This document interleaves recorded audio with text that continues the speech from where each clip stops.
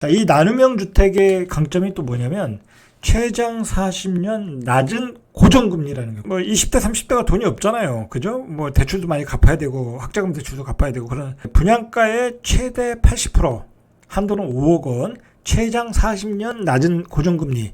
이 금리도 또 정해놨어요. 1.9%에서 3.0%. 그러니까 뭐 한 평균 한 2.5%의 분양가의 최대 80%를 받을 수 있다. 신혼부부 사는 동안에는 뭐 큰 걱정 없이 사는 주거 공간은 정부가 제공하겠다라는 데 의미가 있는 것 같아요. 이 나눔형은 뭐 어떤 시세 차익병보다.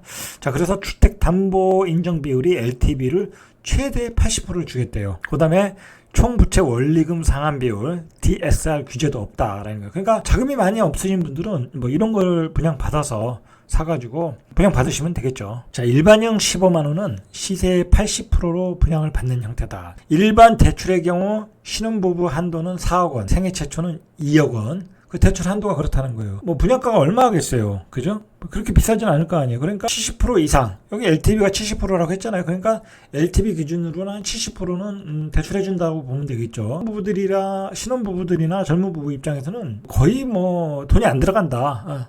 큰 자본 없이도 입주할 수 있다라는 거예요. 그러니까 역시 DSR도 미적용이다.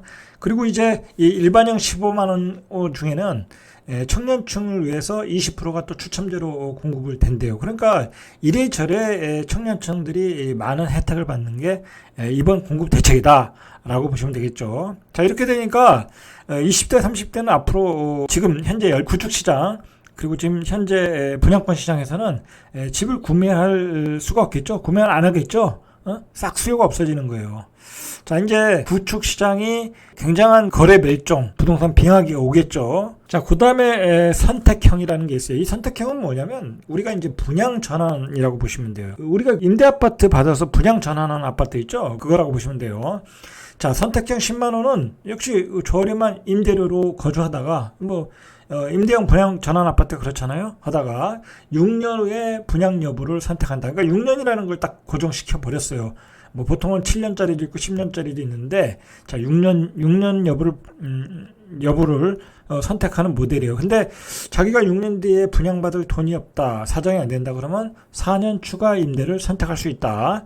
이때 거주 기간을 청약 통장 납입 기간으로 인정한다라는 거예요. 그러니까 이 얘기는 뭐냐면 이거 분양 받기 싫으면 또 청약해서 다른 거 받으라는 얘기예요. 자, 기간을 인정한다. 자, 분양 가격은 이게 이제 가장 민감한 게 이런 경우는 분양 가격이거든요.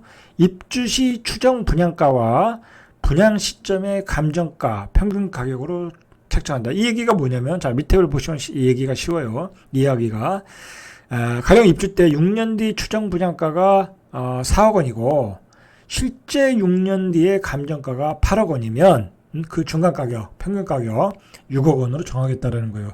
일종의 그 가이드라인을 정했죠. 보통은 임대형 분양 전환 아파트는 이 임대 받을 때 시세 80% 그렇게 정하잖아요. 근데 임대 받을 때는 또 이번처럼 가격이 폭등했어. 판교처럼. 들어갈 때는 뭐 3억 얼마였는데 이번에는 뭐 15억, 18억 했잖아요. 그러니까 분양가가 한 13억이야. 그러니까 판교에서 난리가 났던 거잖아요. 자, 이제 그렇게 하지 않겠다라는 거예요. 자, 임대 시에 추정 분양가가 있을 것이고, 임대 전환가, 분양 전환가가 굉장히 낮아지겠죠. 뭐 약간 애매모호한 거는 있는데, 어쨌든 가이드라인을 정해놨다라는 거예요. 임대로 사는 기간에 그 임대 보증금이 필요할 거 아니에요. 그것도 80%까지를 낮은 고정금리 1.7에서 2.6. 아, 대단하죠. 이거로 빌려주겠다라는 거. 그러니까 뭐 돈이 거의 한 분도 없으신 분들은 이런 거 사시면 되겠죠. 이런 거 사셔가지고 80% 받고 나머지 20%는 자기가 내고 그다음에 이제 이자 내고 그다음에 월세가 있겠죠. 월세는 이제 시세의 70에서 80% 수준으로 하겠다라는 거. 그러니까 이게 사실은 이 월세가 시세의 70% 80% 수준이라는 게 이게 또 상당히 비싼 면은 있어요. 뭐 그건 그때 가봐야 아는 거고. 그 보증금은 낮은 고정금리로 빌려주겠다라는 거예요. 자, 이거 자꾸 이제 고정금리 얘기하잖아요. 요즘 하도 금리가 올라가니까. 자, 이게 이제 언제 얼마나 이루어지냐, 이제 그런 로드맵이 중요하겠죠. 자, 내년에 우선 76,000호에 대해서 인허가가 이루어진다는 거예요. 인허가가 이루어진다는 건 이제 건설에 들어간다라는 얘기예요. 자, 이 가운데에서도 11,000호를 골라내 올 연말부터 내년 하반기까지 3차례에 걸쳐 사전 청약을 추진한다라는 거예요. 자, 어떤 지역이냐면 서울에서는 마곡, 그 면목동, 강일, 위례, 동작, 성동 이런 서울 중심권이죠. 이 중심권들의 어떤 거 공공 부지가 있었어요. 자, 그런 부지들에서 이제 공사를 해서 사전 청약을 하겠다라는 거예요. 입지가 좋은 지역에서 역세권 같은 데죠. 역세권. 자, 경기도에서는 이제 고양 창릉 신도시, 양주, 그다음에 남양주 왕숙, 남양주 진저, 안양 관양, 안양 매곡, 구리 갈매, 부천 대장 다 이거 3기 신도시로서 입지가 좋은 지역이죠. 자, 이런 지역에서 사전 청약 물량이 나온다. 자, 그리고 어떤 그 규모의 주택이냐면 도심 역세권 공급주택, 그러니까 뭐 마곡, 면목, 강일, 위례 뭐 이런 입지가 좋은 지역에서는 전용 면적이 46에서 59제곱미터 소형 아파트이고, 신도시 택지에 공급되는 주택은 전용 84 32평이라는 얘기예요. 그런 주택을 공급할 예정이라는 거예요. 자격 요건이 중요한 거죠. 청약 요건은 청년의 경우 주택 소유 이력이 없어야 되고 당연한 거죠. 이거는 19살에서 39살 미혼이며 그러니까 40살은 안 되는 거예요. 소득은 1인 가구 월 평균 소득의 140% 이하. 이게 아마 3인 기준으로 보니까 월 869만 원이야. 그러니까 뭐 웬만한 사람은 다 된다는 거예요. 뭐 순자산은 2억 6천만 원 이하면 된다라는 거예요. 집이 없으면 뭐 2억 6천만 원 정도면 충분히 이제 웬만한 사람이 다 가능하겠죠.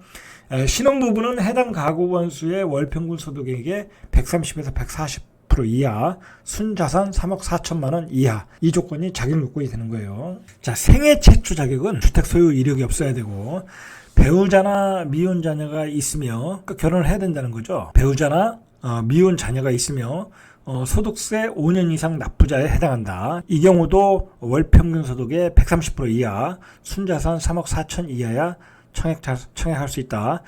그리고 이제 생애 최초 자격으로 중장년층은 다자녀 가구이거나 노부모와 함께 살아야 된다. 그러니까 중장년층이 생애 최초로 하려고 하면 다자녀 가구여야 된다는 거예요.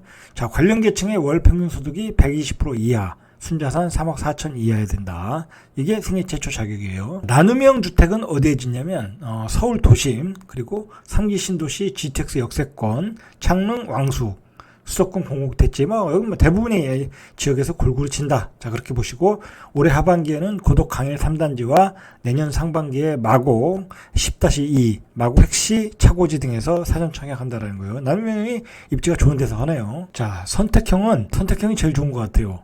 선택형은 서울과 접근성이 좋은 지하철 역세권인 구리 갈매와 서울 인접 택지인 고양 창릉, 수도권 공공택지에서 약 1,800호가 공급되고, 선택형은 내년 상반기부터 남양주 진접 2와 구리 갈매 역세권, 내년 하반기에는 부천 대장, 고양 창릉에서 물량이 공급된다라고 보시면 돼요. 자, 일반형은 서울 내 환승 역세권, 동작구 수방사 위주로 약 한 1,400호가 공급되고, 특히 서울 접근성이 좋은 공공택지 등에서 약 1,300호, 일반형은 올해 하반기 남양주 진접2, 내년 상반기에는 동작구 수방사, 그 다음에 성동 구치소, 내년 하반기에는 서울 대방 공공주택 지구에서 공급이 이루어질 예정이다라는 거예요. 그러니까 뭐 전체적으로 다 골고루 좋은 지역에서 자, 이렇게 서울 도시 좋은 택지에서 새 아파트를 공급하는데 부축을 뭐 비싸게 살 이유가 없겠죠. 자, 그리고 이 청약 제도도 조금 개선이 돼요. 공공 분양과는 별개로 민간 분양 아파트의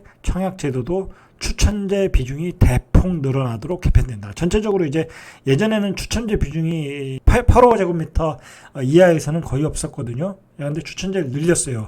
그래서 투기과열지구에서 8.5제곱미터 이하 중소형 평수도 100% 가전제 100%로 공급돼 부양가족이 적고 뭐 무주택 기간이 짧은 청년층이 당첨 기회가 적었잖아요. 예를 들어서 혼자 사는 사람들이 많잖아요. 1인 가구들이 얼마나 많아요. 그 사람들은 당첨될 기회가 없어. 자, 그러니까 8.5제곱미터 이하에서도 추첨제를 늘린 거예요.